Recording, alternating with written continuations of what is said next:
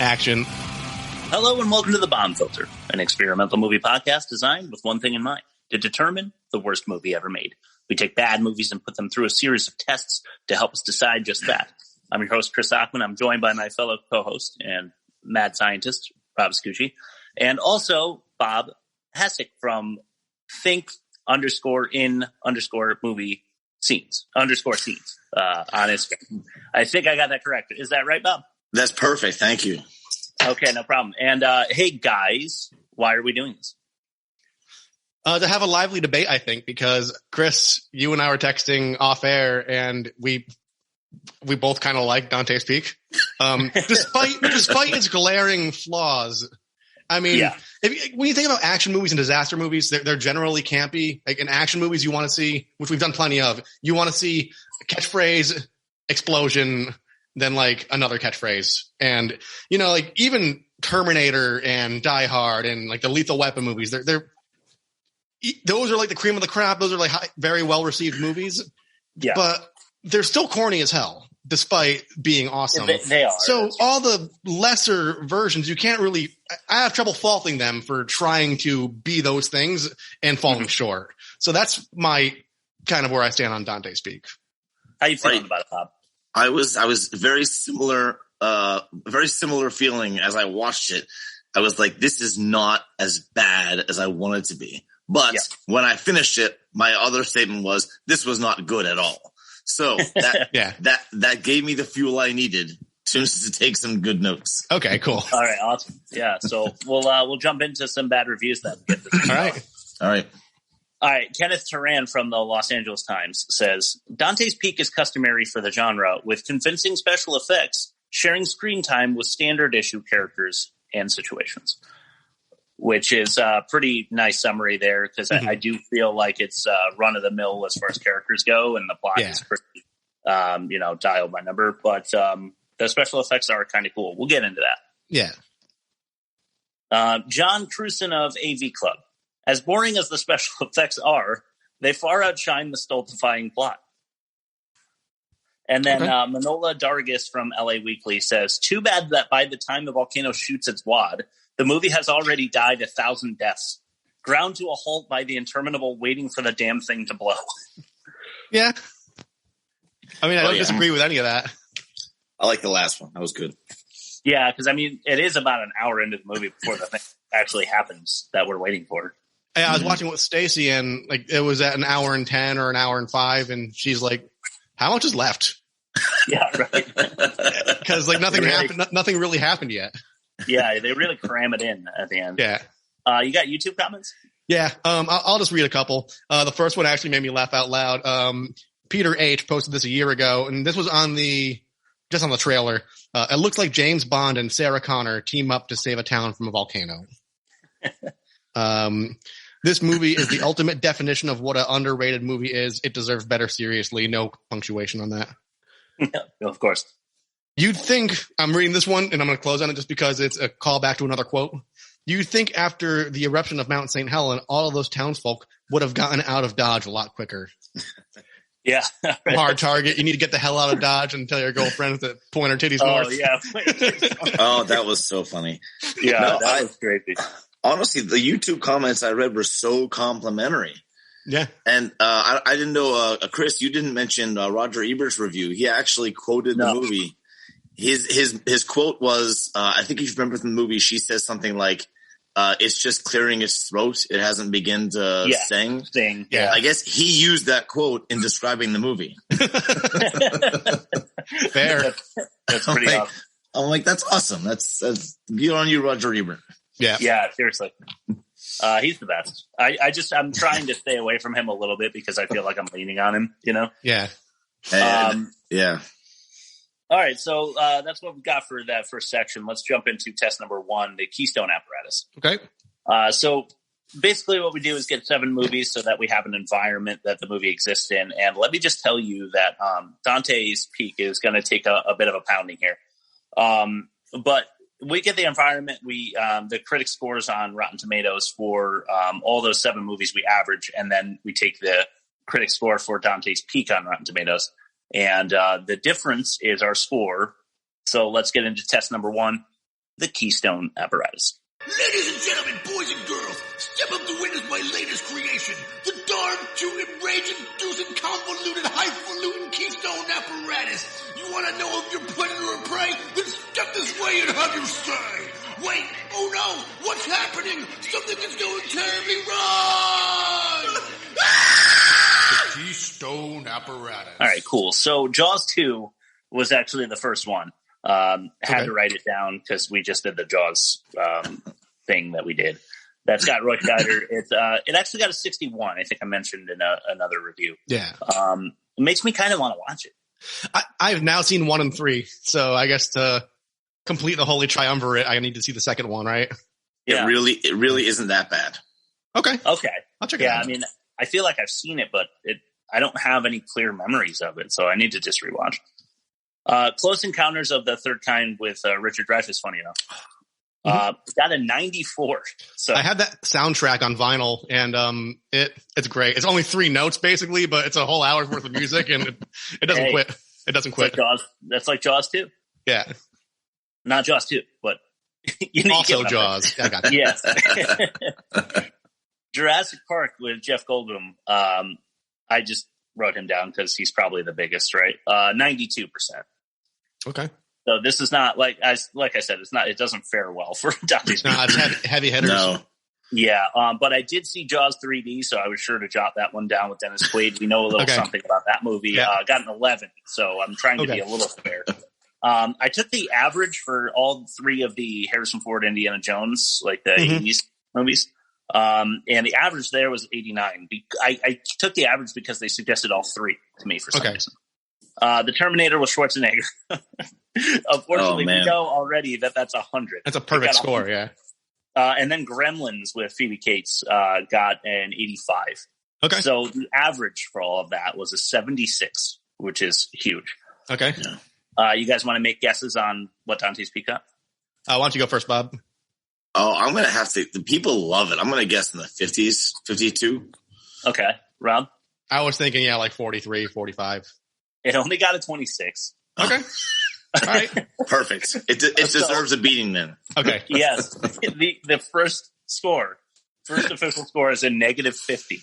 It is Ray, nice. And that might be the worst we've ever seen. Yeah. So I'm going to just push on because we just need to keep moving here. Test number 2, the elevator movie plot pitch. So what we do here is very simple. Rob grabs a stopwatch and I give you the plot of the movie as I see it. And we have an 8-second standard from Jaws, the good movie we watched last. Any seconds past 8 seconds it costs this movie to summarize is the score. So let's get into test number 2, the elevator movie plot pitch. The elevator movie plot pitch. All right, 3, 2, 1, go. Mr. Steal Your Girl, Pierce Brosnan, is again attempting to swoop in on a vulnerable woman damaged by her ex. With his dashing smile and questionable magic tricks, Pierce is sure he can bag another mommy of fatherless kiddos. He must first assess the danger of a nearby mountain and its volcanic reawakening, but the important thing is that we shine a spotlight on this homewrecker. No, not the volcano. I mean, Sally Field deserved a fair share of the blame, but come on, she was rebounding. Had Pierce not swooped in with his fur-covered abdominal mother catchers, Mrs. Doubtfire would never have been necessary. It looks cool when the volcano explodes, sure, but we need to make sure that this seismic seducer doesn't get a chance to. Time. 44.65, so we'll call that 45 seconds, and seismic seducer is my new favorite term. Thank you. So what did I give us, 37? Yeah. Oh man, what do you think of the star rating? I'll give you 4 stars for that. Oh, that was 100. That was totally 4 stars. Okay, nice. Sweet. Okay, that'll help it then. Okay, I honestly forget sometimes when I think back to the movie how overt that seduction was. Like it was really bad. There's some poor taste that's coming up in a future test. on the subject. I'm afraid to bring it up now, but just when they're in the car and he's like, "I'll take you fishing in Florida when this is all over." It's like, you weren't even intimate with her yet, and now you're swooping into you weren't even swooping into the DMs, and now you're trying to take the kids to fucking Disney World. He's moving a little quick. Maybe he thinks the traumatizing situation they've been in together as bonding material enough. All right, let's do test number 3 and keep it moving. This is the indefensible dialogue counter. So I'm going to open this up to Rob and Bob to defend these lines. If either one of you guys thinks that it's something you can defend, then do so. I'm going to just deliver all of the lines that I thought were terrible. And if Rob or Bob can defend them, then we will not tally it. The tally in total will be our score. It's test number 3, the indefensible dialogue counter. Something that makes absolutely no sense. Something similarly stupid. All right, cool. We got a couple clips in this one, but it's not a clip-heavy episode, just to give you guys a heads up. So I'm going to do my best, and like I said, you guys let me know if it's a line that deserves to be on our ticker. So number 1 is Paul, Harry's boss. Harry is Pierce Brosnan. Harry, are you sure you're not there over the voice recorder in the beginning? I was not sure if you guys caught that one. It was kind of quick, but pretty dumb. Yeah, not good. Especially since he was on vacation. Right? like that was a pretty fair bet. It's like you're there, right? Yeah.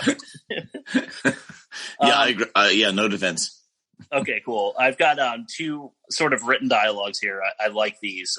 So as Harry is driving into Dante's Peak, they're kind of celebrating Pioneer Day or whatever it is. Mm-hmm. So I saw a couple stores in town. One of them is obvious.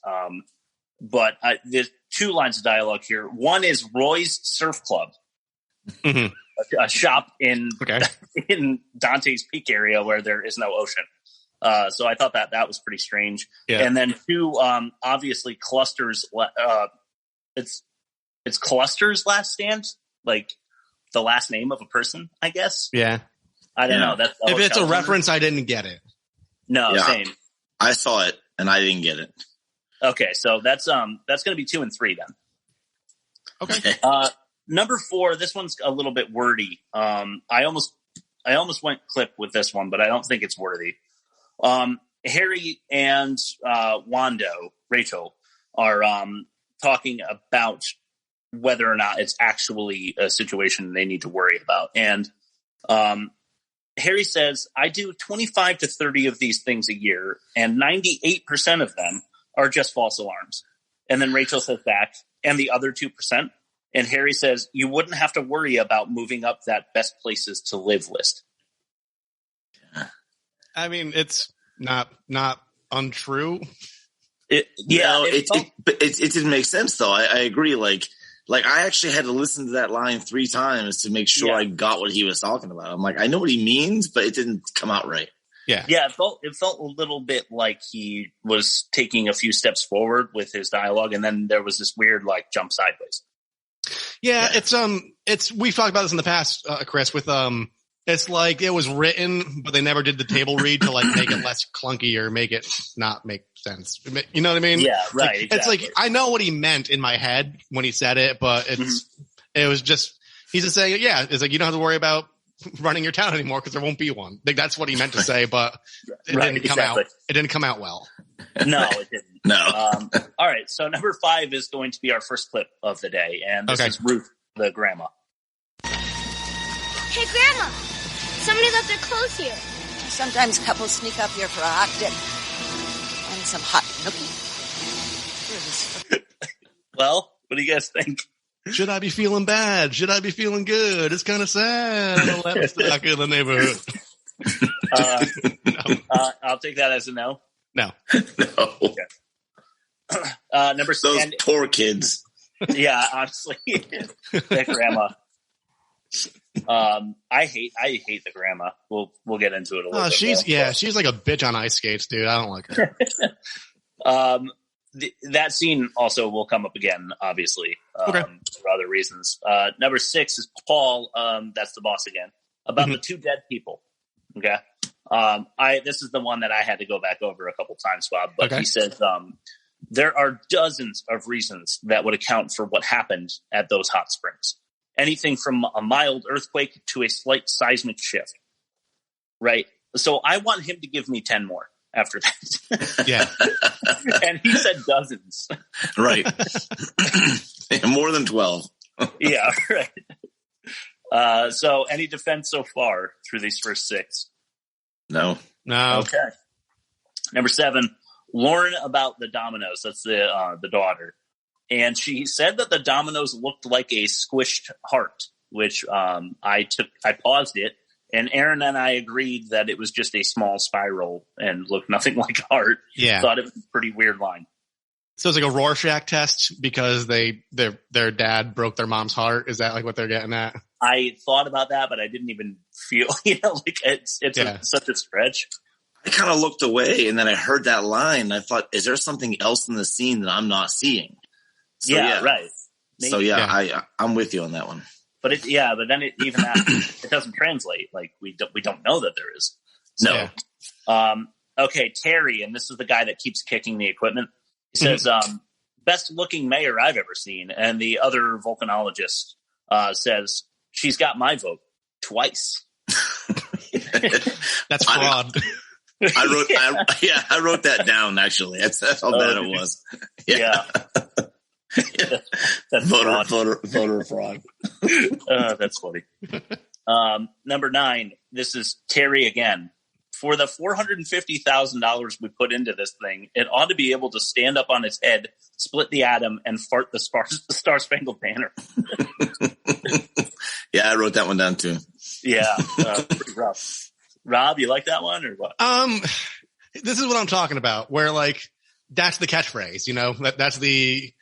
That's something that Bill Paxton would say with a lot more grace in Twister. Yeah, right. I want to defend it because the intention is there, but I'm not going to because it's just I didn't like that character. He felt like once again he read the lines. He didn't really put his character into it. I was going to say actually I hated that character and anything he said I considered indefensible. Mm-hmm. Yeah, he did have lines that were particularly offensive, but there's other things that he did that really got under my skin. That'll come up later also. So Rob, this is clip number 2 coming up here. Okay. I'll just let it play. All right. My doc says I can leave as soon as they make sure my head's okay. Okay, see you in 10 years then. Ow. Terry, I think Spider Legs was just getting even with you for all those kicks in the butt you're getting. We got a problem here, guys. I'm going to need your help to convince Paul that this mountain means business. Harry, I hate to agree with Paul, but there's no real evidence to suggest there's anything weird going on up there. Just like Mount Baker back in the 70s. Yeah, and there was no eruption then. My 9th grade science teacher once told me that if you put a frog in boiling water, it'll jump right out. But if you put it in cold water and heat it up gradually, it'll just sit there and slowly boil to death. What's that, Harry? A recipe for frog soup? It's my recipe for disaster. If we got here today, now, we'd know we were in hot water, and we'd put this town on alert. So deep. Yeah. It's so deep.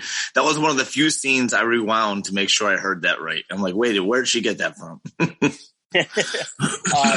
I did not actually do any extra tallying for that. Maybe I should have, because I really hated the see you in 10 years line. Mm-hmm.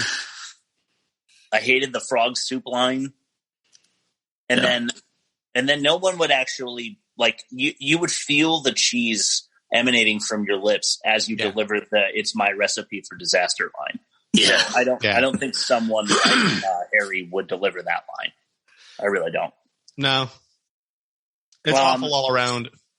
But we've got a lot here. So what do you say we just make it 1? Because it's going to pay for it later. There's more lines. Yeah. So I didn't catch the lady volcanologist's name. Did you guys? No. And it's volcanologist, right? Doesn't Harry make that correction because she says volcanist or something? Yeah, they make the Spock joke. Right. Okay, so the woman volcanologist says, Tit. Oh, okay. So I did actively add another one in that clip.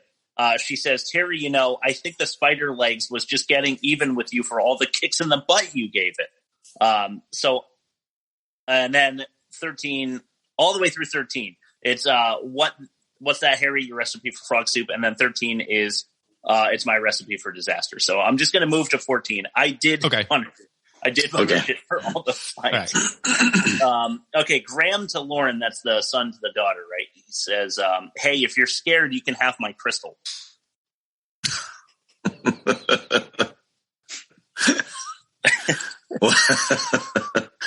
No way.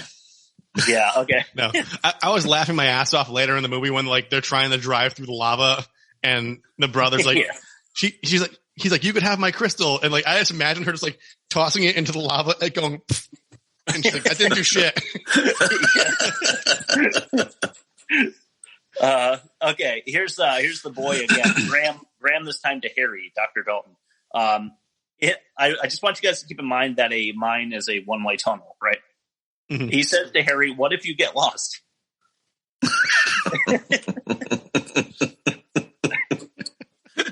That was great, yeah. Number 16, I'm guessing still no defense here. No. Okay, number 16, Paul, the boss again. Harry, for what it's worth, you were right and I was wrong. I'm sorry. And then Harry says, it's okay. See you later.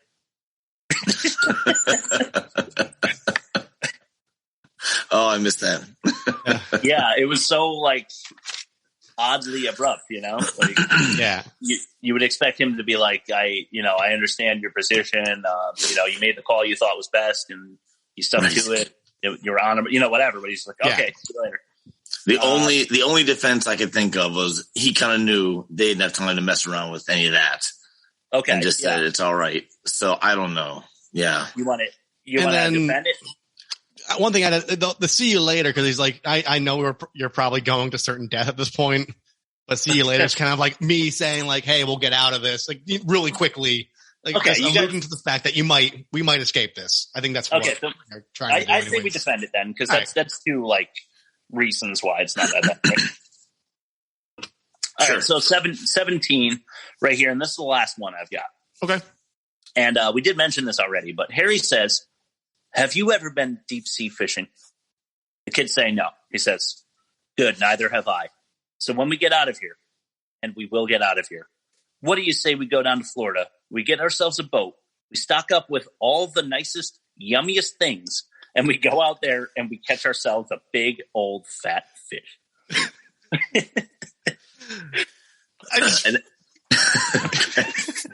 I just feel like that's going to end with, you're going to rape us, aren't you? I'm sorry. I was waiting for a callback from Grandma's conversation to say, what about Nookie? Are we going to have Nookie? Yeah. Nice hot Nookie with our yummiest, nicest things. Our yummy fish. Yeah. So that's 16. I stopped asking for mentions a couple episodes back because we end up mentioning bad lines that are in the emotometer. So why don't we just move on to test number 4, unless you guys have anything particularly egregious? Well, I wanted to jump back to real quick. The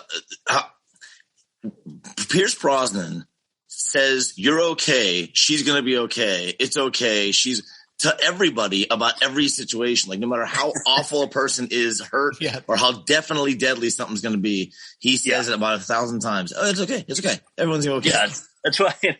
and that was bad. And the second one was the row your boat. Did you mention that in a later episode? A later test? The road, No. When they start singing row your boat. Oh, no, I don't. In the acid lake. No, I don't mention that. I don't. And then they sing it perfectly staggered, where one person starts the verse for 2 measures, and then the other person hops in from the beginning. They're harmonizing, and that was like, I actually like that was a big what the fuck moment for me. I'm like, oh no. All right, I agree. I think they should have to pay for that, and I don't mention it. So why don't we bump it up to 17? Yeah, let's bump it up. All right. Okay. Cool. All right, let's do the emotometer overspill then. Sure. So this test measures up to 10 units of normal emotion that a person in a scenario would express. So if the actors go over that normal range, we measure it. So it doesn't register unless it's at least an 11.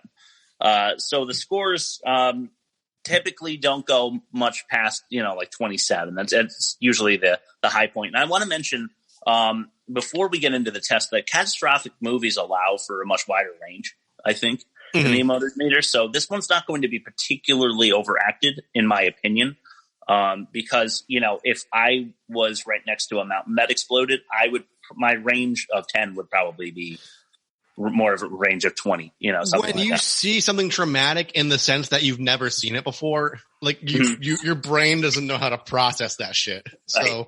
Yeah, that's fair. Yeah. So with that in mind, we will measure anything over 10. Test number 4, the emotometer overspill. You blow a fuse, sing from the time cuts loose. The emotometer overspill, where screaming is king. Of falling in love. That's good. All right, so Harry stops Graham from jumping in the hot springs.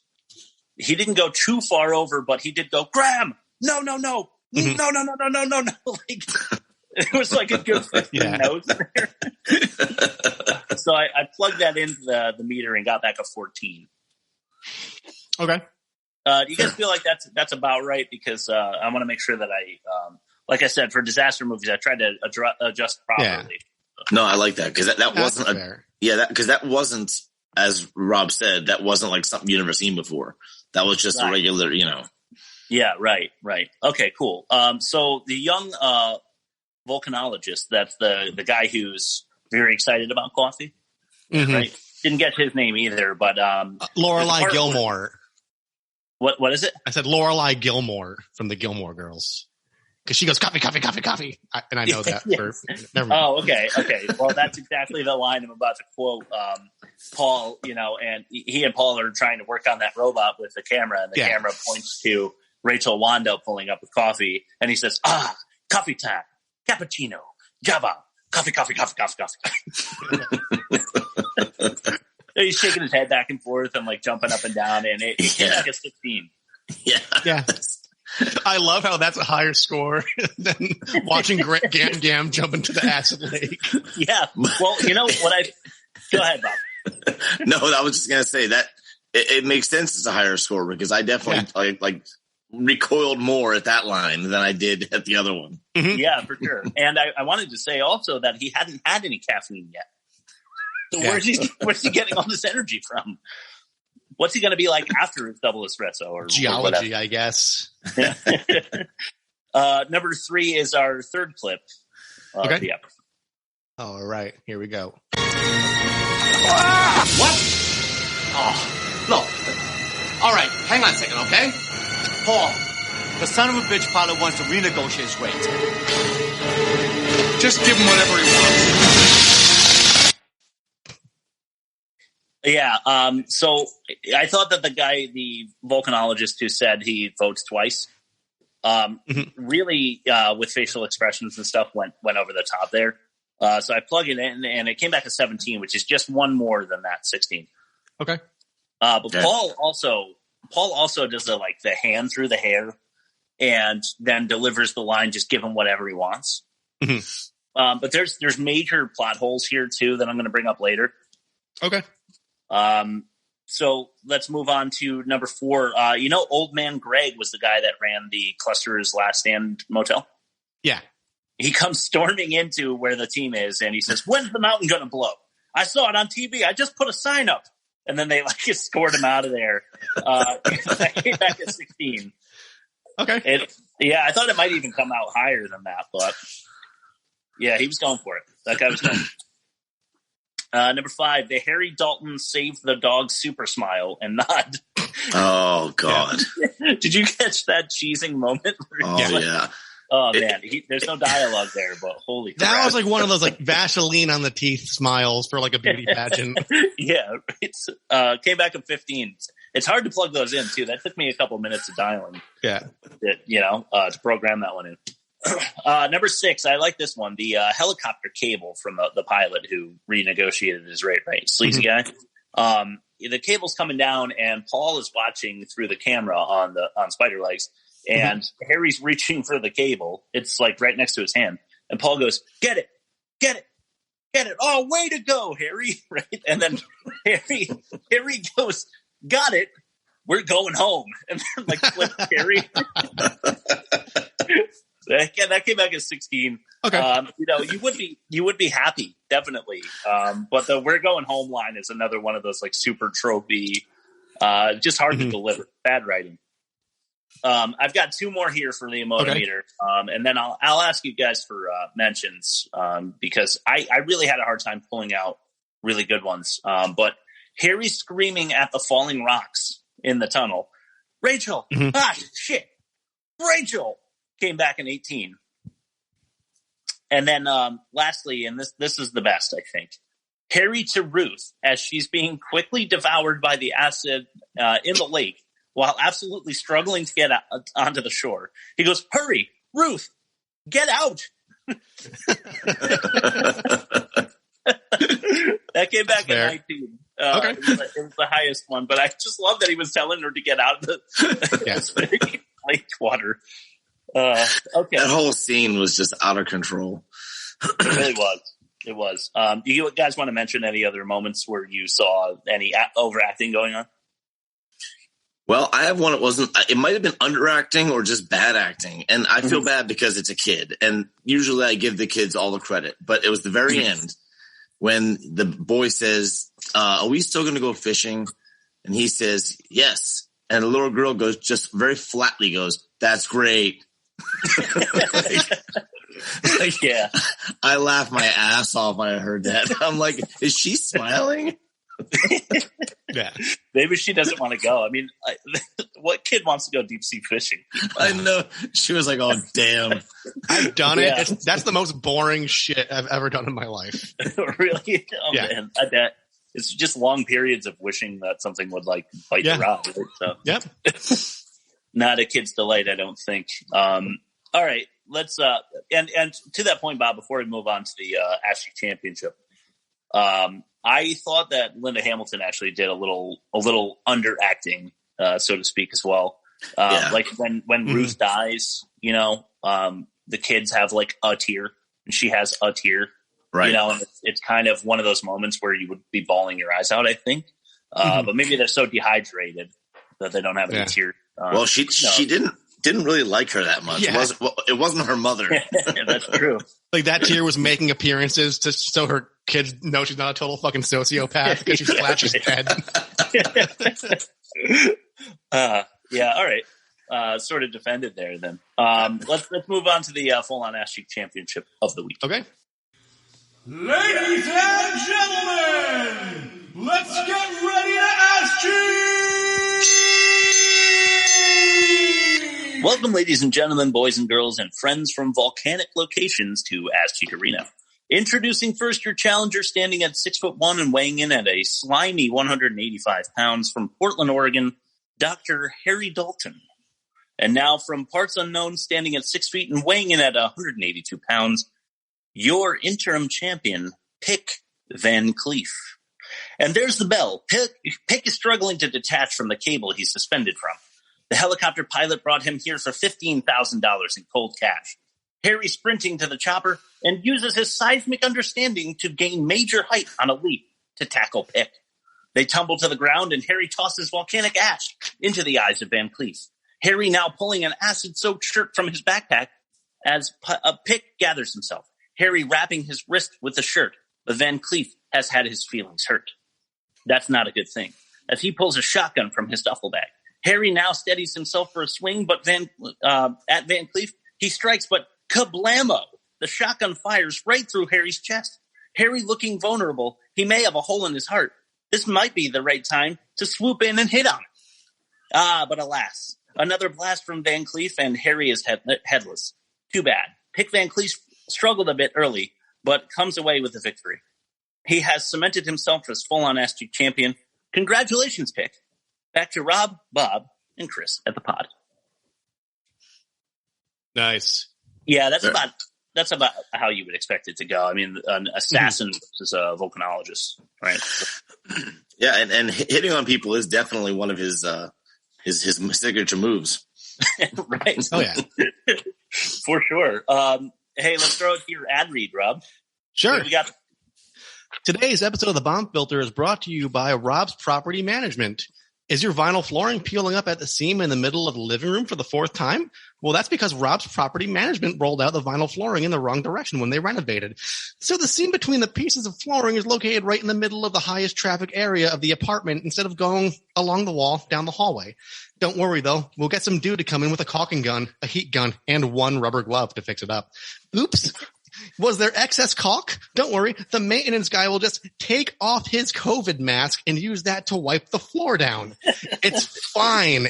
It's totally fine. Rob doesn't have a toddler and infant crawling around and playing blocks on that very floor every day. Also, the bathroom ventilation is bullshit. The kitchen overheads require custom fluorescent bulbs so you can't change them yourself. So enjoy cooking in the dark for 2 days while you're waiting for the work order. And oh yeah, spiders. Rob's Property Management. They added the cost of water to the rent too. So that's cool. Rob's Property Management at the Gazebo Apartments in Nashville, Tennessee. Man, that was great. Felt sort of personal. I don't know. Yeah, right what you know, right? I made all of that up. Right. Yes, of course. Well, great job. Cool. Great read, man. Nice. All right, let's move on to test number 5, the poor taste detector. I'm looking forward to this one. It's gonna be a good one. Yeah, there's not a ton, but there's some funny shit in here for sure.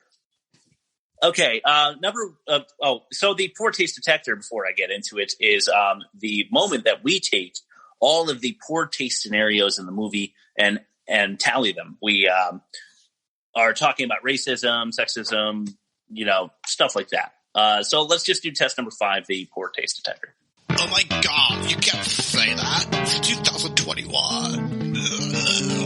Okay, cool. So number 1, taking an unsolicited photo of a woman you just met for your personal photo collection. So, Harry does this on the side of the mountain. He just pulls out his camera while Rachel's not paying attention to him. As soon as she looks at him, he takes a photograph of her face and then calls her beautiful. Yeah. That felt a little tasteless to me. Totally. All right. Rachel, though, gets him back, losing track of the hot coffee she's pouring while flirting with him. And he pours it all over his hand. I loved his reaction, too, but it was too short to emote Ometer with that one. Right. He's just like, ah! He sounds so pissed off for a second there. All right. After Harry spells out that you'll likely die within a minute of the explosion, Rachel says, "I'm glad you're with us." Yeah. So there's a chance that everyone dies in the town, and she's like, "I'm glad you're about to die with us if that's the case." Yeah. Felt a little shitty. Number 4, declaring that a town might just be worth saving after you get your caffeine fix. Mm-hmm. Repeatedly kicking a $450,000 piece of equipment. Yeah. That drove me nuts. Right, and it's got that elf thing, the NASA bit for the first kick too. So he's not just messing with their equipment, but NASA's equipment as well. Yeah, that's government money probably, and like that could fund a school. It's got a weird like spider monkey robot computer thing, and they're just like kicking the shit out of it. Yeah, not so good. Well, and they're the ones that are programming it. You'd think they would care most about it. Like, you would, yeah. They are talking. Paul is like talking to the council, right? And he's like assuring them how precise and like high tech their equipment is, and they're kicking it. It might be throwing the precision off a bit. Renegotiating your rate when a human life hangs in the balance. Right. It's in bad taste, but that seems like something like a pilot, like a helicopter pilot would do. Yeah, I guess so. I don't know a whole lot. You go through like the Air Force and all this aviation school, and then like you're just like a glorified bus driver in the sky, and they're just like, making you do shit all day. Like I would renege my rates. It doesn't excuse poor taste. No, it's still in poor taste. I'm not defending that. I'm just saying like I would probably do that if I went through all that. Yeah, right. And you kind of got them between a rock and a hard place. I mean that literally. So, Right. Leaving your children post eruption. Yeah. So it explodes, and she's like, "We'll be right back." I'm pretty sure, right? They go to the town meeting, right? She's just like, "I got to go to this town meeting after like some shit's gone down," and then is that how that's separated, I think? This is fuzzy. Yeah. But it must have been post eruption, right? Because Graham then gets in the car and drives to Grandma's. I think you're right. Yeah, because they're alone at home. I mean, and this might fall into poor taste. Along those same lines, like they obviously saw her on the local news, and putting everyone in a crowded gym doesn't seem to be what you do before you evacuate. It just seems like the opposite of what you would do. So it's almost like, if you're on the news, just say it now. Leave. Right.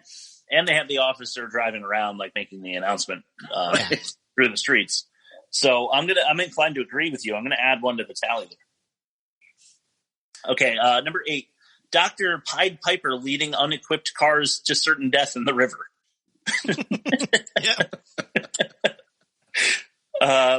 Number 9, mixing work and sex there, Dr. Dalton. Mm-hmm. He never gets a chance to, but it's kind of like getting high on your own supply, Yeah. You might be inclined to stay a little longer, say the mountain actually has no real seismic activity, like they're telling him, Yeah. He might be inclined to stay a little longer, waste more money, blah, blah, blah, if he's hoping to score. Okay, number 10. Terry says this is after the major explosion, right? And they had just talked to Harry on the walkie-talkie, and he said that they were trying to get out of the town or whatever. And the major explosion happens, and Terry just says, "So long, Harry. So long." I think that he's just glad to be the only Harry now in the bunch. Yeah. He's probably tired of hearing Terry and Harry and getting confused. Okay, Bob, you mentioned this earlier, but telling the grandkids that Grandma's going to be okay. Right. She's got no meat on her legs. At a certain point, you just gotta stop lying.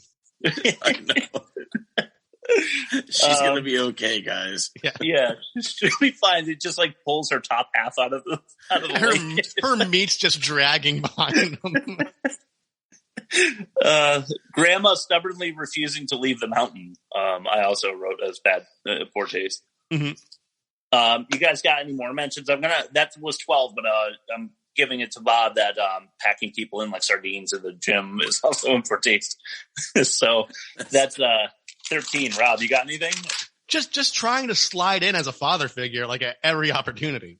All right, let's do 14. Yeah, I agree. Throw that in there. I get that. If you're dating someone for months and months and months, and there's kids involved, so you do need to play the part of a father figure. Yeah. I've got friends who are stepdads, and it takes a long time to win the kid over and be seen as dad. And he's on day 2, and he's we're gonna go fishing, and I wasn't buying it. It's really slimy. Are you saying that 2 shitty magic tricks isn't enough to win them over? Those were bad. One of which was pulling a piece of hair out of her head and sucking on it. That be in poor taste also? Yes. Let's all right, let's move it up. He might as well have had no shirt on. Yeah. All right. Okay, so we good there, or we want to keep ripping on him? I'm good. I get my fill.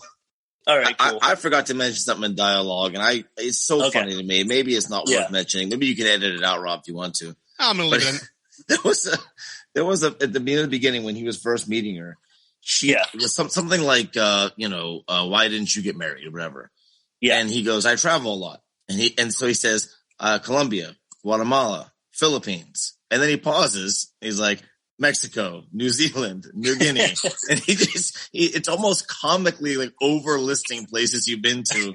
And, and then he finishes with whatever there's a volcano with an attitude. And like, oh yeah, like you said, the cheese dripping from that line. Yeah. It's like, oh god, that's true. I was laughing. I was like, if he's gonna keep listing things, this is gonna be so funny. I just added one to the tally because the volcano, the mountain with an attitude line. That's really, really bad. North Dakota, South Dakota. Right.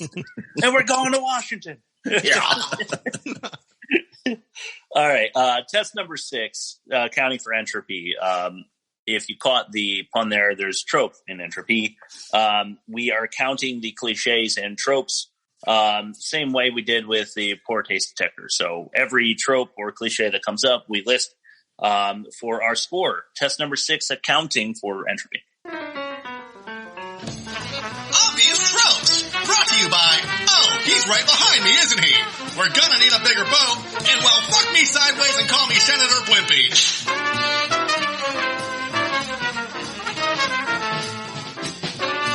Okay, there's a lot of tropes here. This was a very tropey movie. So bear with me, guys, and of course, feel free to add any tropes that you might have noticed. But number 1, the odds of eruption are 10,000 to 1 right in the beginning. Yep. That just screamed to me like, a setup. We're already well aware, so I don't know whether they're trying to add some movie magic there or something. Yeah. Funny, last week on Wild Hogs, we had Skinny Dippers in Hot Springs. Yep. This week we had Skinny Dippers in Hot Springs. Yep. Very Hot Springs. They got their comeuppance too. Yeah, they do. That's true. Each of them. My ex-mother-in-law, says Rachel, to set up the I'm single in the introductory period. That happens a lot in these movies, like where you're wondering, are they both single? Is this going to happen? Number 4, the Jaws City Council of Naysayers. Yeah. Yeah. So this really reminded me of the city council, like they're worried about tourism. It might be. This might cost us $80,000, so we gotta, just keep everything status quo, even though there's total annihilation of wreck the entire fucking city. Number 5, a Jaws 3D reference here. Remember when I forget, Sean, I think is the younger brother. He yells 2 beers to a non-existent waitress. Yep. We had 2 of those tropes in Dante's Peak, where Paul comes up to Harry at the bar, and the bartender comes over and he just says whiskey. What kind of whiskey? Well, whiskey. You got to say that, the guy's not going to just pour you a Glenlivet. You got to name the kind of whiskey you want. And then later, while Harry is playing pool, he comes over to the bar where Rachel is. Not sure why she's there. It wasn't like a send-off party or anything, but he says to the bartender, "Beer, Charlie." Again, what kind of you can't just order a beer. The bar, I'm assuming, has at least half a dozen, at very least, beers for you to order. The guy doesn't know if you want a Pilsner or a brown ale or. It's got to be like a licensing thing, because they asked Budweiser and they can't say they weren't allowed to say Budweiser or something like that. Yeah, sure. I guess. I don't know. It's so annoying though, because you could be like, you can make up any beer name. It's a movie. You could say, give me the Pilsner. Yeah. Give me the brown ale, Or it's lazy writing. Don't get that specific. Just, I'll have another one, or I'll have what she's having, I'm not a writer and I know that. Yeah, right. It's funny because they do actually, I'm pretty sure when Paul orders a whiskey, Harry then says, "I'll have another one." I'm pretty sure he does there. So they knew the trick, but twice refused to use it. Right. It's pretty confusing. I like so that's 5 and 6. So number 7 is the Twister team. This is the specialist hunting down the disaster movie team thing. And I also wanted to mention number 8. Dalton is the extreme, like Bill Paxton's character in Twister. Yeah. He goes that far because he goes more off of feeling than he does the data, right? He knows that the mountain's going to go because he just has a special understanding for these. So the Armageddon walkie-talkie trope is another one. Our inaugural episode, They are, I think it is Ben Affleck is in the like Russian space station, and he's in like the lower terminal, and he's trying to communicate with the rest of the guys in the other side of the space station. But of course, the communication system fails, so he can't warn them that he broke the handle off of the system and it's going awry. In this case, they were inside the volcano, and it was really cheesy too because it didn't really do much. But he is trying to. They're like, "Are you all right down there?" And he's breaking up, and then they're breaking up, and it's like there's a split, just like a half a minute there where they can't communicate that Terry just broke his leg, but for no real reason, Right, and the only reason was they said it's a bad idea. You shouldn't go, but he was already there. Right. It was really pointless. Yeah, I agree. Number 10 I have here, the kid cock block. Yeah.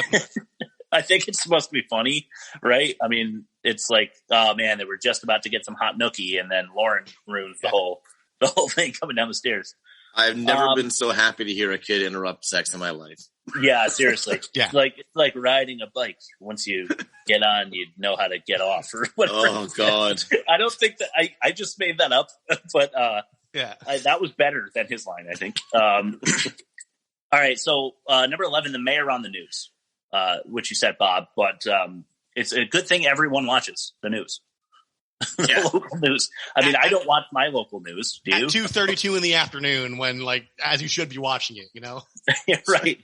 Which leads old man Greg to go storming in because he's the only one old enough to be watching the public access KPEX channel or whatever.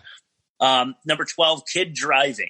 I wrote that's Graham driving the car. It's like over the top. It's not like they can't control cars. It's just not going to happen.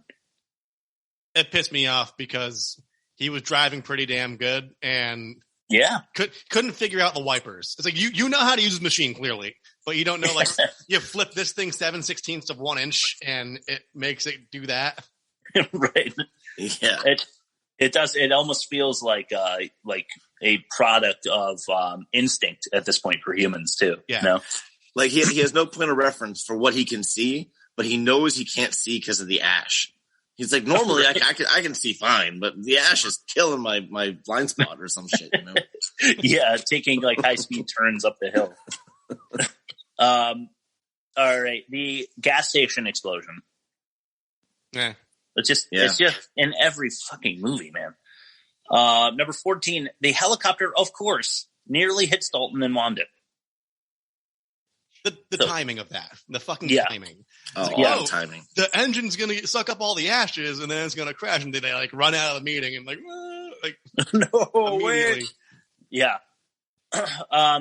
I thought the stupid courage of the team saying we're staying for no real reason. It's not like they're going to, it's not like in Armageddon where if the team decides to, face certain death, like Harry from Armageddon, right? Like that they're going to succeed in the mission. They can't offer any help, but they're going to stay in the town.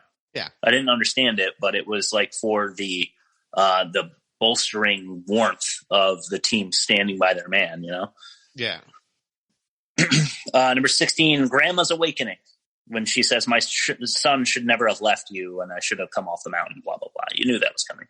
Yeah. Yep. 17, Dalton can hotwire. Can you guys hotwire? Could you hotwire a car right now?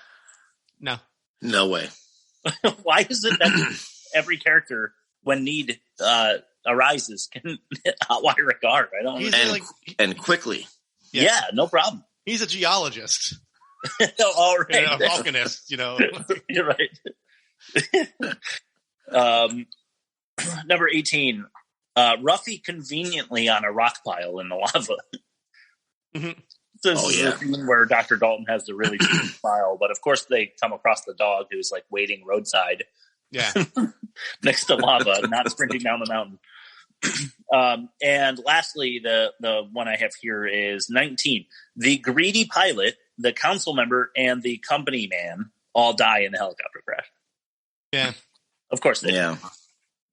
Another one of those, they don't mean well, so they perish. It's the subtle critique on capitalism in the 90s. It really is. I think you're right about that. I mean, you guys, almost every character was a tropey character. That's what drove me nuts. Like the old man at the hotel, like he was just he hated everything. That stupid town in Minnesota, and then the mayor that just everything is hinging on this one investment, and the nosy lady in the crowd who just wants to know if she's getting on with the scientist. Like all those people, just like one after another. Yeah, it's true. It's unfortunate. It's like a trope clown car just opened up, and they all just tumble out. Yeah. That's what it felt like. You guys have any other mentions? Any other tropes you noticed? I don't know if it's a trope, but just saving the dog. Yeah. Because the dog found them, and then they saved it. Like they went across an entire lake, got into like an all-terrain vehicle, like drove around, and then by happenstance on that giant fucking mountain town happened to be within the same block as that dog. Yeah, exactly. That's we should probably lump that into number 18 because him being conveniently on that rock pile is kind of it's like the same umbrella trope, right? Yeah. You guys got anything else? You want to move on to the shitcoin, our new segment? I'm excited. Okay, cool. Yeah, I'm excited for this one too. It's gold. So what we do here is I get bothered a lot on Instagram, Rob too, by these Bitcoin sales managers and stuff. And basically it's just a sham, and they want you to give them your money, and they will probably never talk to you again, but they pretend that they're going to trade your Bitcoin stock and make you a bunch of money. So we like to mess with them a lot and then read it on air because it's funny. So let's do our next segment, the shitcoin. It's $4.50 for a large coffee. Do you take shitcoin? Am I just going into this? Yeah, go for it. All right, so I'm Brandon. Yes. Hello. Happy Turkey Day. How are you doing? And then I replied to Happy Turkey Day with a smiley face. I'm having some champagne in mid-morning, so rather well. You? Nice. I'm just here watching Bitcoin trades. Nice. Is that a card game or something? This is a trade you can go into and earn over 100K on weekly basis depending on how much Ben invested, safe, secured, and guaranteed. 100. Wait, what? Yeah. Damn. Okay, let me explain this in 5 easy steps. Step 1, you're going to take some money and deposit it into your own brokerage account. Money emoji. Step 2, you will connect this account to the master trader's account, parentheses, mine, using software key, recycle emoticon. Step 3, let me just get there. I'll be diversifying my portfolio and make trades on my own account like I always do for myself anyways. Smiley emoticon, bar graph emoticon. Step 4, the auto trading software this time will copy the trades from my account and it will automatically duplicate it on your account too. Exclamation point, recycle emoticon, iPhone emoticon, $ emoticon. Step 5, just go back and watch your money grow now on autopilot. Emoticon of a stock graph, emoticon of an airplane, emoticon of more money. Holy salmon roe, Brandon. That sounds amazing. How much money would I need to get this thing chugga chewing?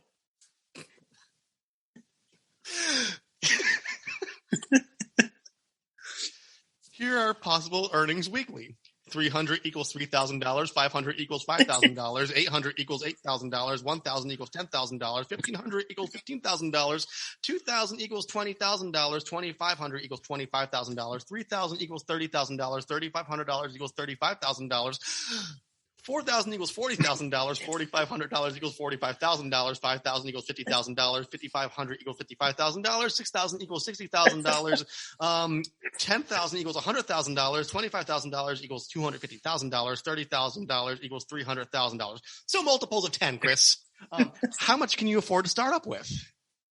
Hold on a minute, mister. Stay on the line here. My ex left her skates in my pantry, and I have to go let her in the back door so she can go and grab them. Can you hold for a few while I do that? Okay. Do you make use of WhatsApp communication? She's such a nitwit. I'll be back. Goddamn idiot. Chance of a lifetime here, and she's here causing me time wasting. Goddamn, parentheses, mumbling, getting less audible as I walk further down the hall, parentheses. All right. Keep me in touch. Trading is highly profitable this week due to recent development with South Korea and Japan. All this activity affect the markets positively.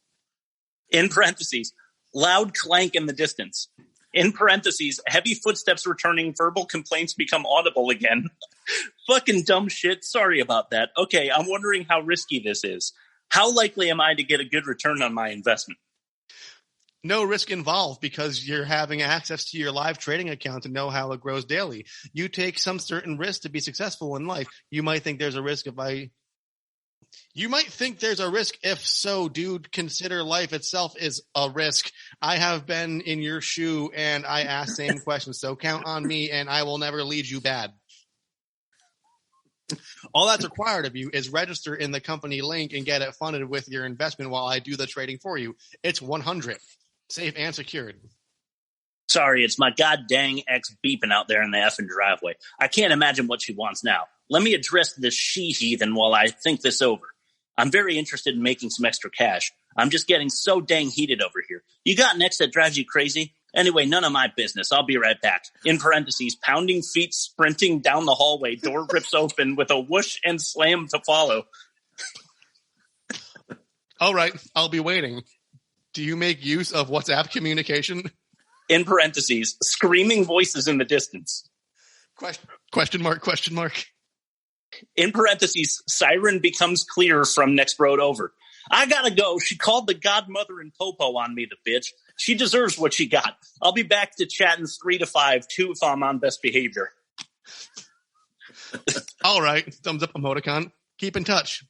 Thursday, 1:59 p.m. Hi. Thursday, 4:27 p.m. What's good? Friday, 11:01 a.m. How are you doing? Friday, 12:36 p.m. Why are you ignoring my chats, bro? 2:37 a.m. Hello.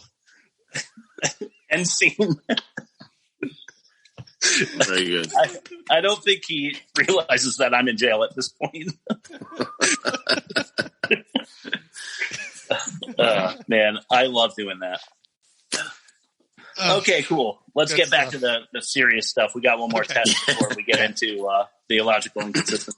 So right. The last test here, test number 7, is bad effects, side effects.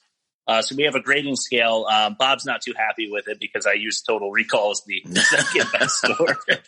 That's right. So you get a 1 for a deep blue, as in Deep Blue Sea, where the sharks are just unforgivable. The Total Recall is the practical effects mostly, where it's like claymation and stuff like that. Number 3 is Scorpion, which is a reference to the Mummy Returns. That is The Rock as like a half scorpion god, half human thing. It's pretty weird looking, but it's 2000 CGI, so it's okay. And then finally, the best of the bad is Beowulf. If you haven't seen it, it's a totally computer animated movie. So it's supposed to look real, but it doesn't. It's kind of eerie, and that's your best score, 1 through 4. So we average those out and get our result for test number 7, bad effects, side effects. Bad CGI till the day I die. Okay, so the first one, and I'm going to say right off the bat that there's some good CGI here. Not gonna lie. Yeah. Especially for 97. There are a couple things that I'm gonna mention that I didn't love though. Number 1, the opening explosion, which is, I guess, like, I forget where he says he was, somewhere in South America, I think. Yeah, it works. Like Peru or something, I think you might say. But I wrote Total Scorpion because it was halfway between like a 2 and a 3. It looked like, and this happens again, but it looks like maybe a miniature scale. You know, you can kind of tell that it was like a science experiment, but like a real, like a lavish, like super rich kid did it, you know? Number 2, the hot springs lava, right? In the beginning with where the skinny dipper's getting hot. Nookie can't stop saying that. Like it pans down and there's lava just like coming up. Like I said, I was watching it with Aaron, and Aaron was like, and then there was lava. It was so all of a sudden, you know. But that was a scorpion because it looked good. The pan down, it really did look like there was, volcanic, not only was there magma, but it was cooling too, because there were like particulates of cooled magma too. So it looked pretty good in my opinion. Yeah. And then I wrote a Beowulf because they definitely knew what they had in the scenery. There were tons of beautiful shots of like the mountain and like, mountain passes and the forest and stuff like that. I looked it up. It was actually shot in Wallace, Idaho. Yep. I had never heard of the town before, but man, I thought it was beautiful. There was a lot of really nice shots, so they made use of that to their credit. So the city collapsing, I thought, it looked a touch light, in the same way that when Guile in Street Fighter drives through the wall, it looks like foamy, Yeah. But still really good. I thought the town collapsing was a rock wolf, like somewhere between 3 and 4. A lot of the sets that it did looked really good. Yeah. You guys agree so far? Yeah. Yes. Okay, so here's the first not so good score. Dalton and Wando high-speed truck escape. To me, looked like a Universal ride. Yeah. Like straight up, it looked like there were just tourists in the backseat, And just to add to that, if you watch the movie from a filmmaker's point of view, everything with people in it is pretty much a close up or like a medium shot, because they wanted to they had to get away with the fact that it wasn't happening anywhere near Idaho. All the really good effects pretty much don't have those people in it. So anything with them in it is going to be a lesser effect. Okay, nice. Yeah, well, good call, man. That sounds true. I'm sure that you're right about that. There's lots of close-ups in that movie, which I'll give the actors credit for acting close-up because that's not easy to do. Yeah, so I've heard that's true. It's kind of on the subject. I give them a total recall for the repeated and forced reflections of Rachel in the truck window. Yeah, that bothered me. It really got to me because there was like 5 of them where she's like on a weird angle, like looking up and she's like in awe. But like you're not always going to see her face in the reflection. The gas station explosion was Scorpion. I said, I think in Waterworld, I was like, is it just that explosions are easy to do? I don't know, Bob. What do you think? Is that true? Is it easy to do explosions? Because like real explosions, no. The fire explosions are much easier because it's just flammable material. Right. Okay. But like the house exploding in Hard Target. Yeah. That was real. Like that was. Yeah, right. You could tell. And it wasn't full of flame. I was very impressed with that one.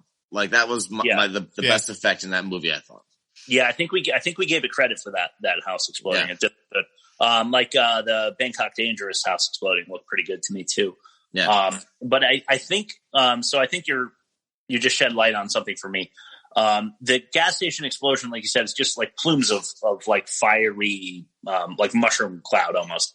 And I had said like in, what is that one with Arnold that we did? It's not coming to me. Raw Deal. Oh yeah. Like they do a huge explosion with giant plumes of flame. And Rob, funny enough, one of the pods that we did as a pilot was Biodome. Yeah. And even they got the explosions right. Right. They did like grenade explosions with like little like plumes of fire. And I was wondering why it's so easy to do. But I think you're right, Bob. Maybe it's just that they are just lighting things that are like, just super flammable. Yeah. Certain things are like probably wildly coordinated and you need like professionals, but like a lot of it also looks like just kind of like the pyrotechnics you see at a Slipknot concert or something. Where it's just like, there's a smoke just like shooting up out of the pipes that are hidden. Exactly. Yeah. Because everybody gets that right. So I give him a Scorpion for that, long story short. Number 8, the lava in the house, I thought looked like shit, actually. I give it a recall. Yeah. It comes through the walls, and then like you can tell because they're in the foreground and the lava's in the background, and they have to turn around and pretend it's behind them. And no one's looking at lava. They're all like, it's very obviously green screen, and I thought that was crappy. Yeah. Scorpion dam breaking. That looked cool. That looked fucking great. Yeah. Another scorpion for the river set with the bridge. Yep. That went over. Paul on the bridge itself was a little rough, so not a Beowulf, but like it really did look like a ton of murky water with like trees and stuff. You know, it looked good to me. And then I thought the major eruption, I actually posted it on the Instagram. I thought that looked great. I gave it a Beowulf. Mm-hmm. Yeah, it looked good. Yeah, it looked really good. I'm pretty sure that was all CGI'd in 97. Yeah. Yeah. You know, so I was very impressed. Scorpion for the arm bone that comes out of Harry's arm. That like I've done that skateboarding. Compound fracture, clean break, and it broke skin. It looked exactly like that. Ugh. That was pretty good. Pretty good special effects on their part. Yeah, I'm sorry to hear that, dude. Sounds extremely painful. You go into shock, so surprisingly not. Oh, okay. It's like a week later, it fucking hurts. But like when you actually in the act of breaking it, like you're just like, I held my and I was like, I think my arm's broken because I was like 12, and my friend's like, I think your arm's broken. I'm like, yeah, it's broken. Yeah. Oh, ouch. Jay, Bob, you know Jay. Bob, you don't. But one of our good friends growing up fell out of a tree. When we had like a rope swing. We measured it. It was 18 feet in the air. Some kids from down the street, older kids, like put it in. There's a rope swing. Yeah, but the thing is that they had nails like sticking out of the wood planks that you can climb on the side of the tree. So not as bad maybe as you think, but one of those nails caused the rope to catch. So when Jay went to swing, he fell from 18 feet and just slammed his hand into like mud. And it's a funny story because I was out there clipping like cattails, you know, the swamp cattails.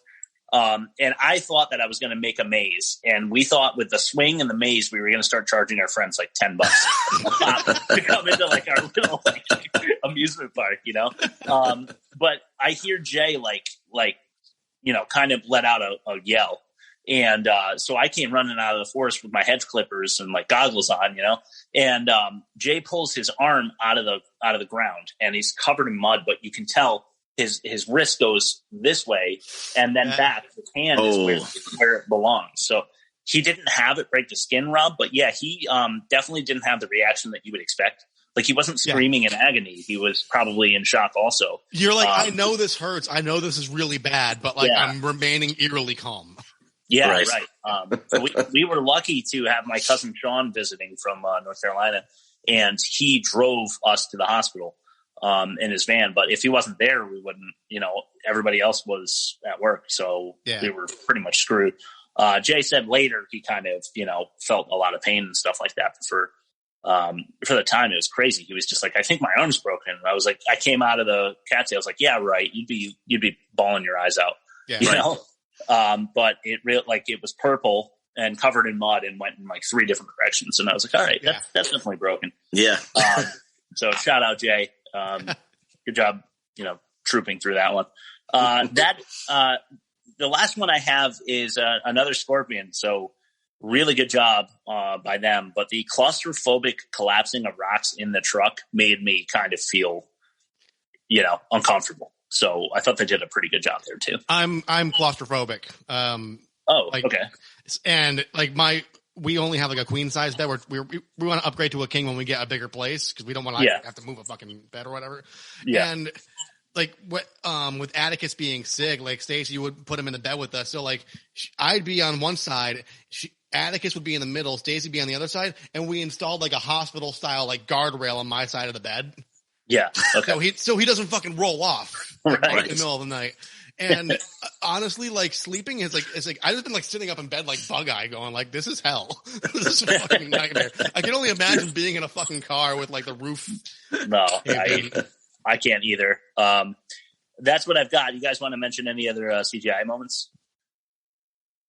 I have a special effects moment that you might have overlooked because it didn't seem like a special effect, but it was totally a horrible special effect. Okay, cool. The push-ups he was doing at the beginning of the movie. Yeah. Yeah.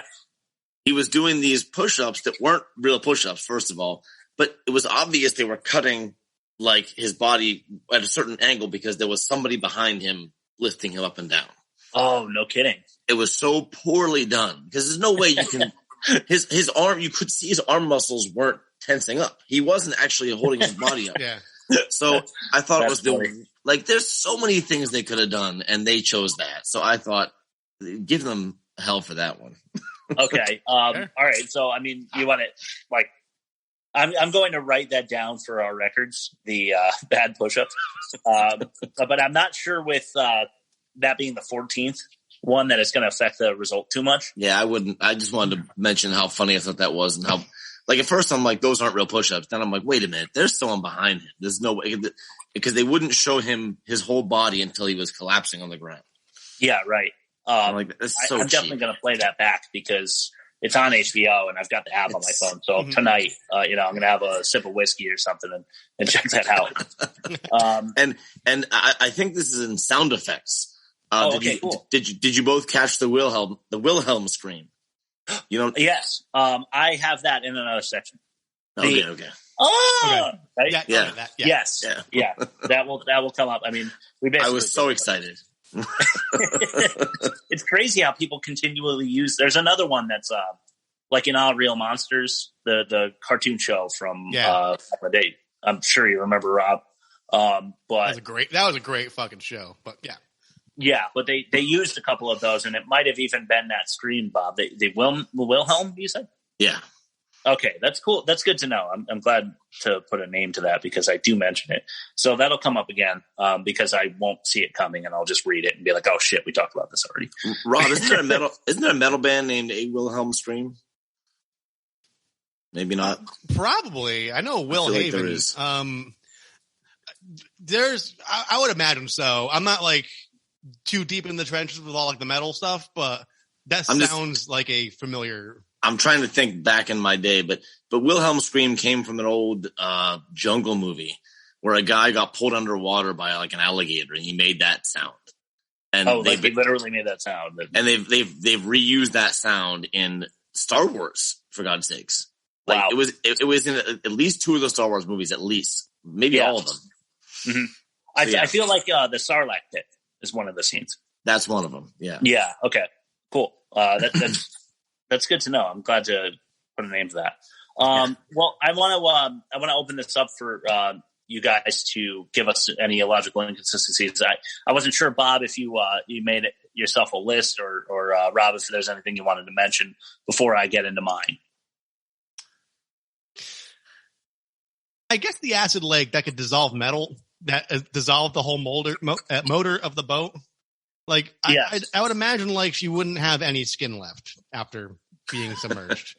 Like her leg, she looked badly burned. Don't get me wrong, but I would feel like you would like almost like dip in, then get pulled out, and like just not have a bottom half. Yeah, you might be down to bone by that point or something. Yeah, for sure. I mean, if it's burning, like if it burns through the metal blades, why isn't it burning through the thin metal of the bottom of the boat faster? It's a good point. And then the one more thing is it normal for the mayor to also be a barista? I didn't write that down, but no, probably not. Hey, small towns, you never know. I don't know. Yeah. 7,400 people. So yeah, you need people doing 2 jobs. Yeah. Well, I didn't write down a list because, so here's what I started to do. I started to think, I don't know anything about volcanoes. Like, I know very little. And so I had to do my digging and research, and I found out that the lake could not turn acidic that quickly, but that it could happen. And also that the cloud that they ran away from, they would never, ever, ever have escaped it. Like it would have engulfed them in a split second, and here they outran it in a car with no tires. So that was that was a bad one. Yeah. So those are the things I found through research. But cool. Something else they said on my research is that the shaking of the ground would never have been that extreme for an eruption. Like the town would never have fallen apart. Like it's just no kidding. That's just something that they would have had a minor quake, kind of like when they were in the gym, like a little bit of shaking. Yeah, and then the rest of it would have been all just smoke, lava, and ash. So I thought that was interesting that they had to use that to make it dressed up a little bit. And the last one, and Rob, you can probably speak to this. When his bone is sticking through his arm, Yeah. What was there bleeding? Because it doesn't bleed that much. It doesn't bleed that much. I would imagine by the time they reached him in the car, he'd have been bled out. That's what I imagine. Okay. I mean, so you have like there's arteries in here, and if like the bone punctures the artery, you're fucked. But if it just breaks the skin, there's enough like muscle membrane and like almost like mucus keeping it insulated. So even though the bone is sticking out, like there's still a little bit of stuff kind of stretched over the bone. Wow. So it's okay. Well, that helps. Yeah, that makes sense then. So he might have been able to survive that. Good. That I was very like unsure on that one. I'm like, okay, he seems totally cool. Just like, he's gonna I'm hurt. Yeah, just chilling. It happened when I was 12. So like I had enough. They were like hopeful enough that like just like having enough calcium and like doing physical therapy, and like I had a cast from my wrist to my shoulder, and that's how I started playing bass because my arm was just hanging down. And I was like, moving my fingers like that a lot actually helped kind of rebuild a lot of that. So, nice. But at his age, you're going to need pins and like brackets and all sorts, especially after 2 days. Like, so his arm's going to be totally fucked for like the rest of his life. For sure. Okay, cool. You guys got anything else? Cause I've got a list here. Go on, man. Yeah, go for it. Okay, cool. All right. So I'm going to repeat some of those things and then we'll just skip over them. If I do, why was someone, all right. Did you guys catch this? Ridiculous. Why was someone hauling a giant wooden cross while escaping the eruption in the beginning? Did you guys see that? There was like that was so intentionally put in there. That was I did catch that, and I was like, that was I was like, probably for the image. Yeah, it was probably for like the imagery of like, oh, the end is near, but like it was probably like like I guess like some like clergyman who's like, I gotta save it. That's thinking like, oh, I can't start a house after this unless I have this preset wood beam that I built my last one with. I'll never find 2 pieces of wood again. You're right. Good thing this won't weigh me down and make it extremely difficult to get out of here. So Bob, you cleared this one up already, but I said, could you be that close to an eruption and get away? Answer apparently is no. Yeah, not that big blast at the end. Yeah, I got that. That's also how it was in Peru or whatever, because they had like, rocks falling down that pierced through like a truck and had to kill your potential wife. And then you put her head on your lap, like, okay, it must be cool down now. Yeah, he's like, makes that like jug sound.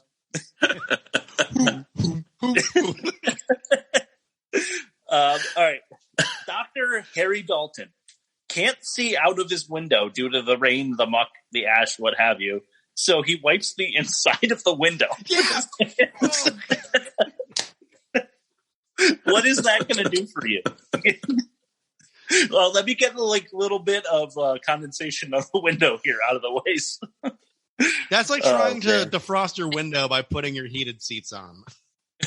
Yeah, pretty much. Yeah. It's not going to do much.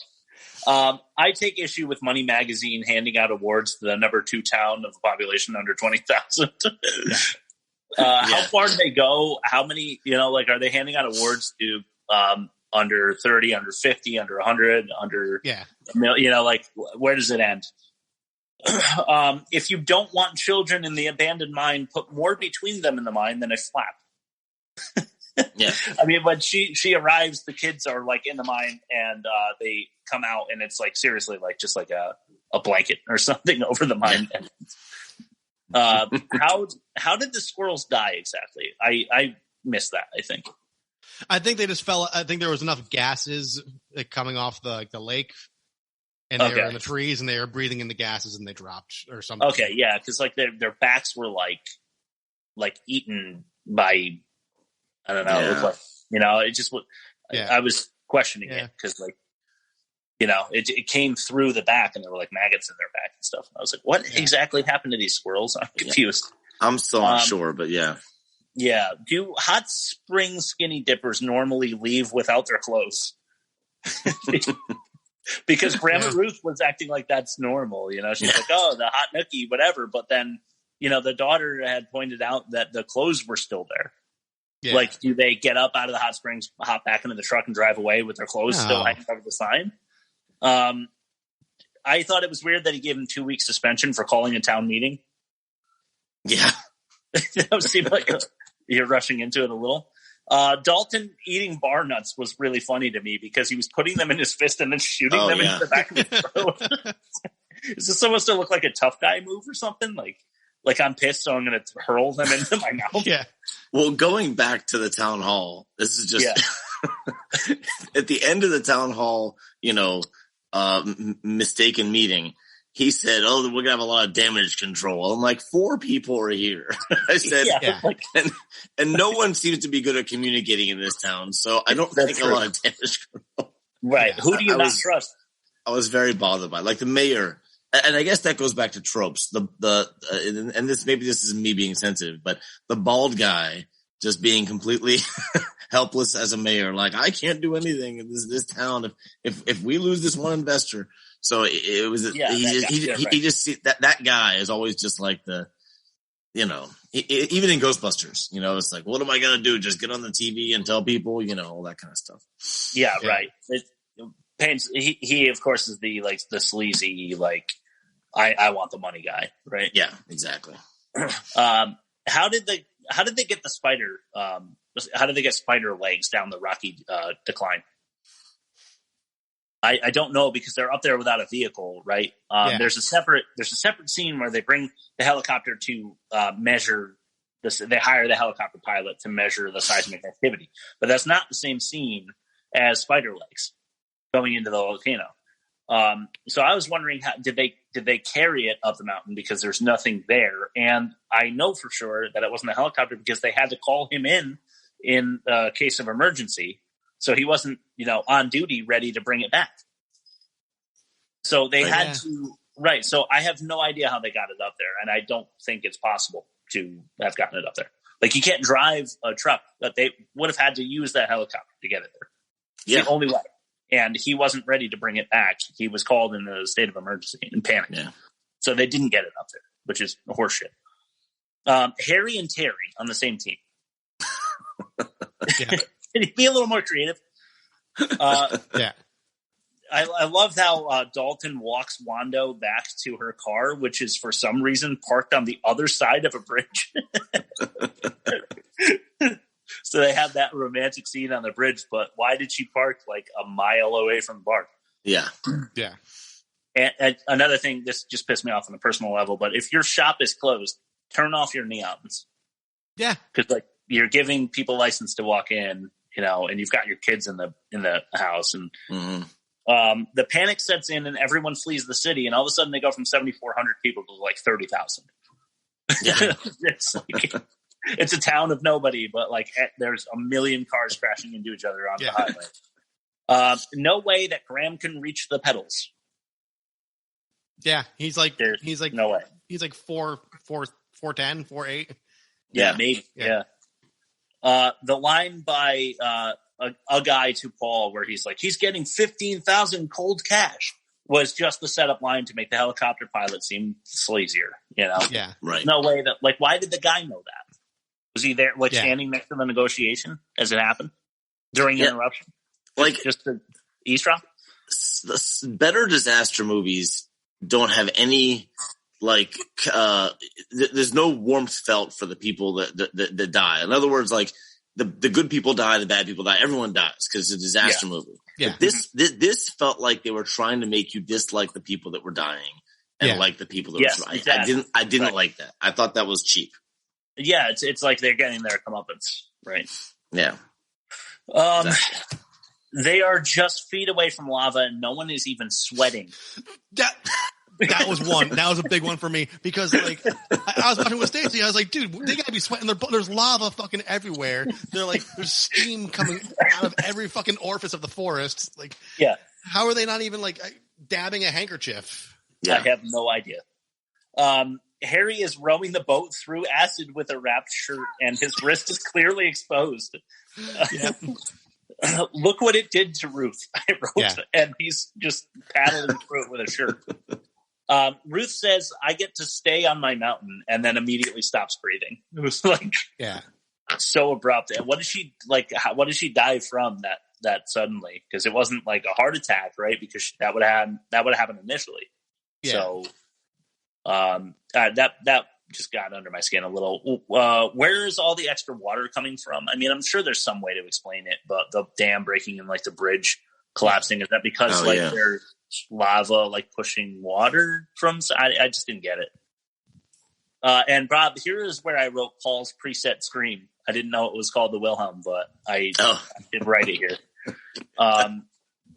Wouldn't the lava covered tires go flat? I wrote, which I'm pretty sure you said also immediately. Oh, totally. So they'd be riding on rims. And when they're driving into the mine, now there's a metal door. Yeah.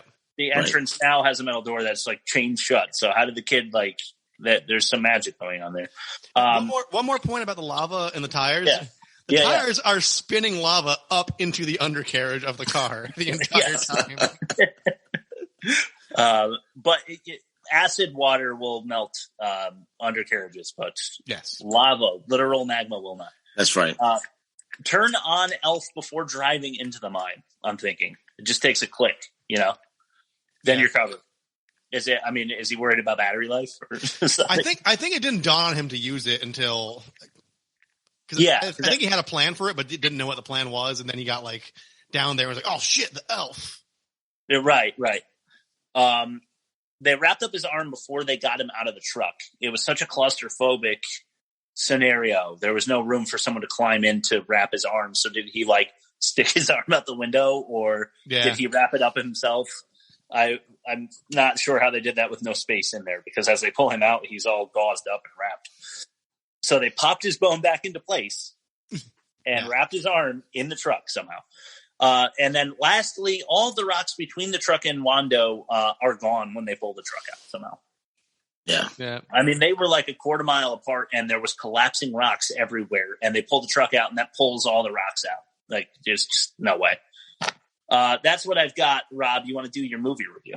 Yeah, real quick. One thing I thought was funny. It's not like I had no place for it in this pod, but when they go down into the mine and Graham's like, "Oh, we have chips and soda," and like, because it's like a whole fort. I would love if Harry gets out and he's waiting for them, the rest of them to be pulled out after him, and they just come out with like their hat like on their chest, and there's like, they didn't make it. There's only enough chips for a day and a half. Let me get my review up. Yeah, go for it. Here we go. All right. The barista at Dante's Peak is also the mayor. The scientist at GamGam. Oh, wow. GamGam swims in acid. 4 people almost died trying to save a fucking dog. Harry Dalton, who was told to come back from vacation to check some shit out, does just that, finds something startling, and then his boss tells him to go back on vacation. I really hope Harry itemizes every expense while on that trip, because that's a waste of time.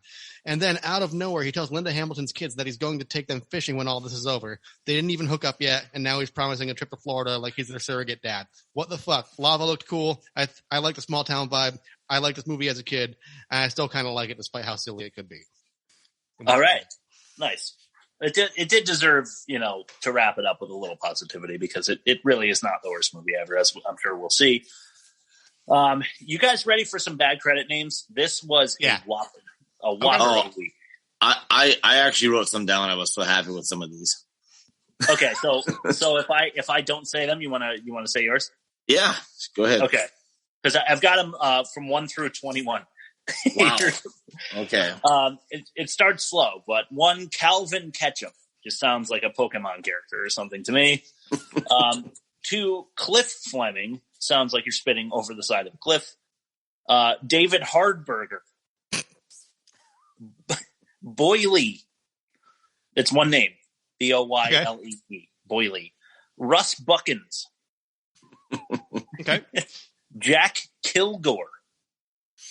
That's a crazy last name. Saw that one. Rick Crumbs. Number 8, Ed Gracious. Good name. Okay, I've got some combos here. So really, there's 4 in these two. But number 9 is Larry and Terry Rippenkroger. Yeah, I had that down as one line as well. Okay, nice. This is like bad name bingo. That was a good one. Number 10, Jerry C. Dietz and Dickie Dietz. Okay. Yeah, Dickie Dietz. Number 11, John Greens, but it's in parentheses, so he doesn't. Yeah, doesn't have a last name. What was that about? I have no idea. He worked for a salad company or something. It was in quotes. Yeah, right. Why was it in quotes? I don't know. Number 12, Rocky Slaymaker. Ooh. Number 13, Mike Fantasia. Yeah. Okay. Number 14, Frank Smoot. All right. 15, Darren Necessary. Yeah. I've never That's a great name. That's a great name. That's a good name. Number 16, Bambi Sycophus. That was my favorite one. Okay, nice. Randy Tahiti. Yeah, exactly. Number 18, Scott Salsa. Okay. That's pretty cool. Number 19, obviously I had to write down Richard S. Wood. Yeah, me too. Yeah. I've got two more. Number 20, Russ Gobble. And then lastly, Michael and Keith Orifice. Oh, God. I missed that one. That is the winner. Aaron was like, does that say orifice? I was like, yes, it does. We're totally writing that down. And there was two of them. Bob, you got any I didn't mention? Only one. It was Guy Margaritas. Nice. So we had a salsa and a margaritas. There were a lot of like wordy last names, like Darren Necessary and Rocky Slaymaker. I was so happy reading all these. I'm like, this is the best crew to work with. Seriously, this was, I think, Rob, would you say that's the best one we've done? Yeah, in our entire run, absolutely. That was crazy. All right, you guys want to compare the movies, and then we'll talk about what we're doing next week and get out of here? Sure. Yep. Okay, so I've got all the scores here. Wild Hogs is our current season champion. 18 and Prey for the Keystone. So Dante's Peak, if you remember, got a -50, which is outrageous. Yeah. Also Prey. So that is the clear winner there, 1-0 Dante's Peak. I'm going to need a ruling from you guys. Okay. The plot pitch for Wild Hogs is 31 second. But it's also a 2-star, whereas Dante's Peak got a 37 and a 4-star. So I did a better job summarizing Dante's Peak, but it was a longer summary. So how do you guys want to? You think the 5 second or the 6 seconds is enough to win the day for Dante's Peak here? I'd say so. Yeah. Yeah. I feel like the star is used for like a really intense tiebreaker. Like if they both have if they're within a few seconds of each other. And but if it's by more than a few seconds, I would say just go by the count. Okay, so 6 seconds is enough to go with Dante's Peak. You agree, Bob? Yeah, I agree. Okay. Indefensible dialogue counter, 23 for Wild Hogs. That it just was so poorly written. There was 18 for Dante's Peak.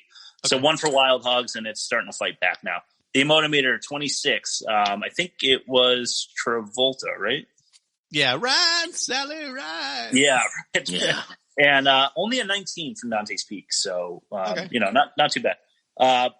The Poor Taste Detector, 18 for Wild Hogs and 15 for Dante's Peak. Another one for Wild Hogs, 23 tropes for Wild Hogs. Holy shit. I mean, this was a tropey movie, but Wild Hogs still beats it by 4 as Dante's Peak only got a 19. Wow. And they are a wash on the bad effects, side effects, because they both are a Scorpion. It was more so, I think Dante's Peak maybe deserves a little more credit because Wild Hogs got the, you didn't try too hard award, Yeah. So that's it. It's still Wild Hogs with a score of 4-2. So we're moving into Jingle All the Way next week, right? Rob, is that correct? So we did a poll on the Instagram, and we did Jingle All the Way versus Home Alone 3. And I'm dumb. I kind of dropped the ball because the polls go 24 hours and they disappear if you don't share the result. Yeah. But Jingle All the Way was like 90% to 10%. It was a clean sweep. So I also post to my Facebook, and 4 or 5 people voted for Jingle All the Way as well, with nobody else for Home Alone 3. All right, so Pick Van Cleef is your champion. He's solidly our champion for next week. And Bob, I wanted to thank you and plug you again on Instagram. It's at think_in_movie_scenes. Thank you again, Bob Hasak, for joining us, and we look forward to the next time that we have you on. Oh, definitely. My pleasure. I enjoy interacting with you guys online. It's fun. It is fun. Oh, yeah. I agree. Rob, where can people hear us? Okay, so you can email us at bombfilterpod@gmail.com. You can hear us on Spotify, Anchor FM, Apple Podcasts, iTunes. You could also hear us on Google Play. If you have a podcast app that you use like Overcast or Podcast Addict, you can just plug the RSS feed into that and just use your own podcast app to listen to our show. And then, Chris, we have our Instagram. Yeah, we have a Twitter. We have a Reddit page. We have an Instagram. You can check us out there. I would suggest Instagram. I've been suggesting that now for a while. We just went over 3,000 followers, Rob. So yeah. That's pretty good. And email us at bombfilterpod at gmail.com if we haven't said that already. I'm not sure if we did.